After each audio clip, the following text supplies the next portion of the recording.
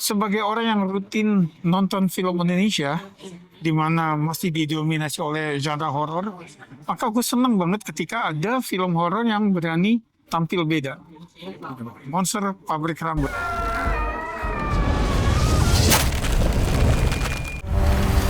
Tidak ada setan di sini. Betul, ngomongin film bersama Bayu dan Edoy.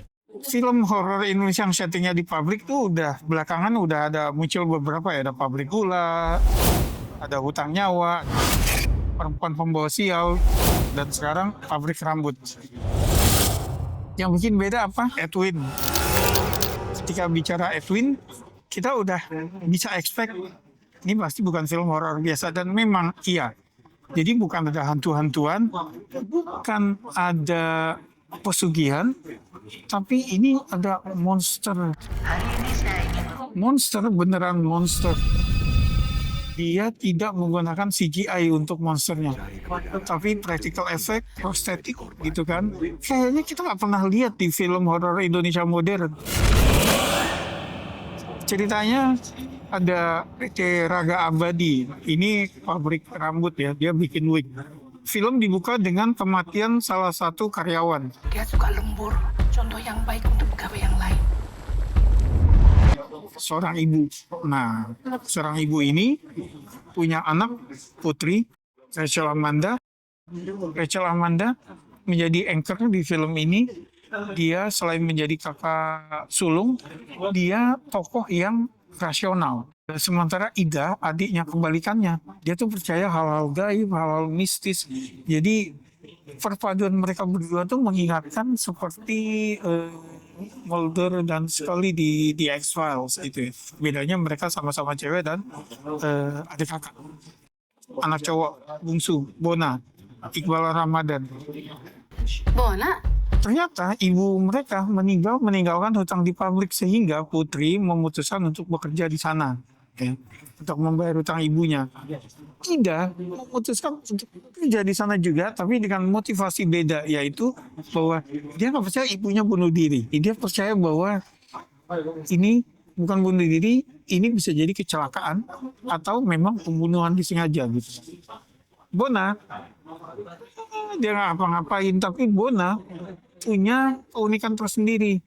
Dia bisa apa ya namanya, meregenerasi organ tubuhnya gitu. Kita dikasih lihat di awal bahwa kupingnya baru numbuh. Jadi setelah kupingnya dipotong oleh debt collector, kupingnya baru numbuh. Kita juga dikasih lihat gimana dia copot tangannya sendiri. Kemudian ketika dicopot, tangan barunya numbuh seperti itu. Sementara peran si Bona ya kayaknya dari awal nih nggak ada nih, dia kayaknya nggak terlalu peduli sama ibu mereka kan, selain asuransi gitu kan ya. Ternyata dia jadi megang peran kunci di belakang. Sebagai apa? Kayaknya sebaiknya lihat sendiri ya.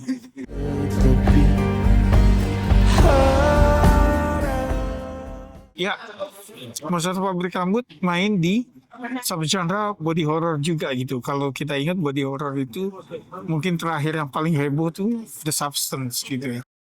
Mereka menemukan bahwa para karyawan di sana tidak sadar bahwa mereka dieksploitasi gitu. Mereka dengan sukarela lembur 3-4 hari, gak tidur sama sekali. Suka nggak bisa kontrol.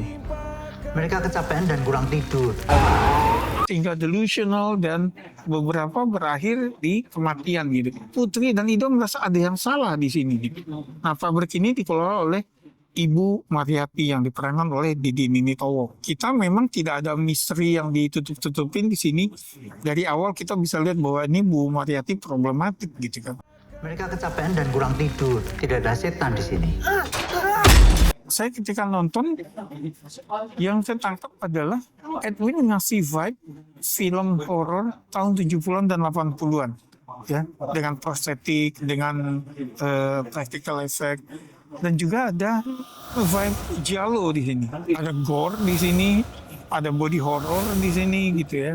Yang ini memang dan tentu ada komedi gitu. Jadi perpaduan yang kurang lazim sebetulnya di film horor Indonesia, dan itu justru itu membuat film ini beda dan enak untuk diikuti gitu.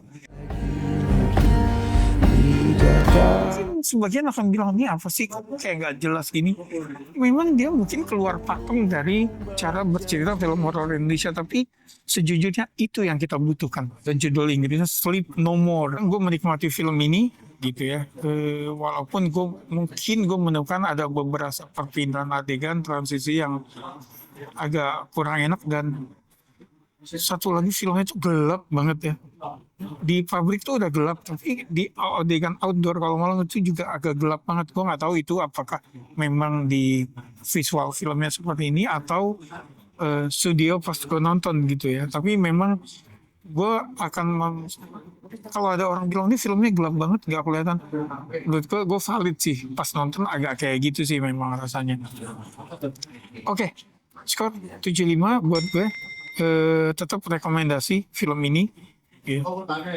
Jarang-jarang banget kita nemu film horor kayak gini. Udah nonton Monster Pabrik Rambut, sayangnya ketika ini taping sambutannya agak kurang ya. Orang jadi mikir bikin film Indonesia yang beda. Orang banyak yang bilang film Indonesia gini-gini aja, tapi dikasih film yang beda itu banyak ditolak ya.